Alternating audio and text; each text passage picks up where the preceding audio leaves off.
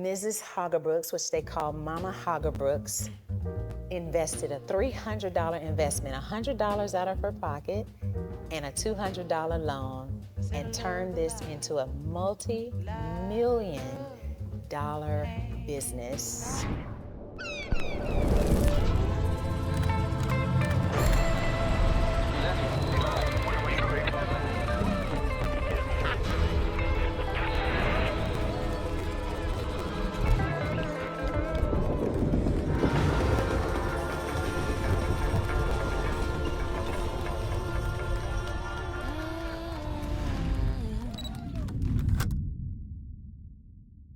I worked on a show called Atlanta, season 3, and there was a scene where they needed the characters to have a funeral in a vintage chapel with vintage stained glass windows. And they wanted it downtown. So I thought, okay, I'm gonna reach out to the Hoggerbrooks Funeral Home because they had been a 90-year mainstay in the Atlanta community. I had to do some early research because I knew Mrs. Hoggerbrooks died, and I wasn't really sure who owned the property. And I discovered that the Historic District Development Corporation bought this building in 2019. They call themselves the HDDC. But when I learned that their mission was to preserve Auburn Avenue, to invest in the community, to provide affordable housing, to provide spaces for entrepreneurs, I thought, okay, I hope they will support me pitching the location as a film location and that they would be open to the idea. So not only were they open to the idea, they allowed us to recreate this, what is now their art gallery and community space, into a funeral chapel where they allowed the art direction to bring pews in. They staged a casket. Like, they literally recreated what was here, which was a chapel. So this is the scene, the hilarious scene, starring Chet Hanks, son of Tom Hanks, who often speaks in patois for whatever reason. And they scripted it into the storyline.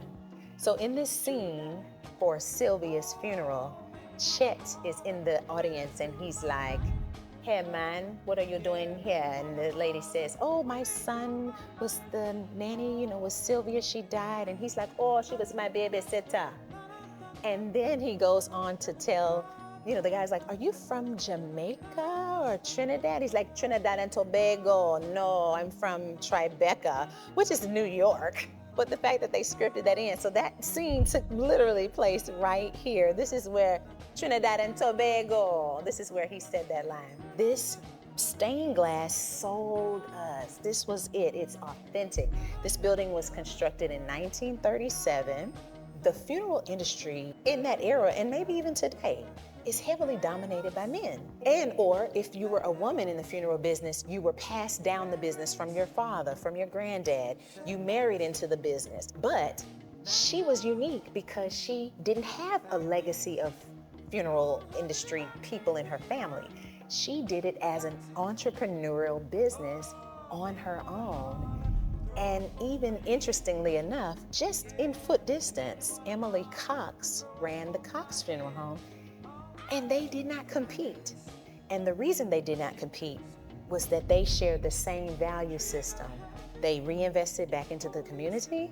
They supported Black culture and Black excellence. They also supported freedom and rights. And at that time, the civil rights struggle was real heavy.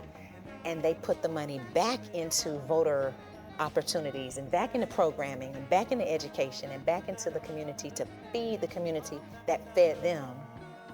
And that's where we're standing. We are literally standing inside of a self-made millionaire's property. But what I mostly did not know was that the organization was founded by Coretta Scott King in 1980. She had the vision early to preserve the community.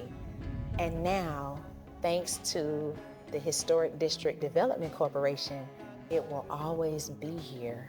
And because the district supports entrepreneurialism, as did Mrs. Hoggerbrooks, they will support entrepreneurs, They will invest in the community as they have always done, sharing the same values, investing into Auburn Avenue as they did for like literally over the last century. Nothing's going to change. I'm so grateful for the HDDC for keeping Coretta Scott King's vision alive. She was a woman with great foresight, and they have continued her mission. And I think it's fantastic to come down on Auburn Avenue and see it flourishing under their supervision. Thanks for virtually tagging along with me on today's episode of Yo, Did You Know? A travelogue web series that follows me, Jen Ferris, a seasoned film and TV location scout into film-friendly communities to reveal history hidden in plain sight, the artistry of architecture, and oftentimes the change makers who made those communities special. Did you learn something new today?